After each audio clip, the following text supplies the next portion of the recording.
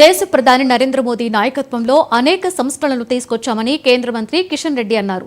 BJP party ఆవిర్భావ దినోత్సవం సందర్భంగా రంగారెడ్డి జిల్లా బండక్పేట కార్పొరేషన్లో పార్టీ జెండాను ఆయన ఆవిష్కరించారు.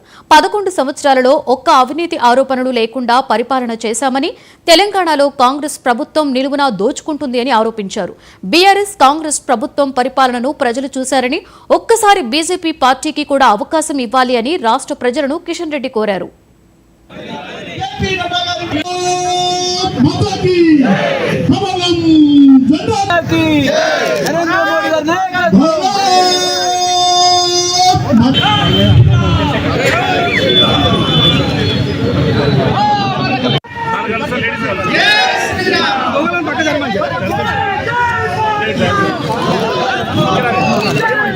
స్వచ్ఛ భారత్ కార్యక్రమం నిర్వహించడము, పార్టీ సీనియర్ నాయకుల దగ్గరికి వెళ్ళి వాళ్ళ ఆశీస్సులు పొందడము, కొత్త కార్యకర్తలను పార్టీలో చేర్పించడము, ప్రతి గ్రామంలో పార్టీ జెండా ఆవిష్కరించడము, ఈ రకంగా అనేక కార్యక్రమాలు చేస్తూ ఉన్నాము.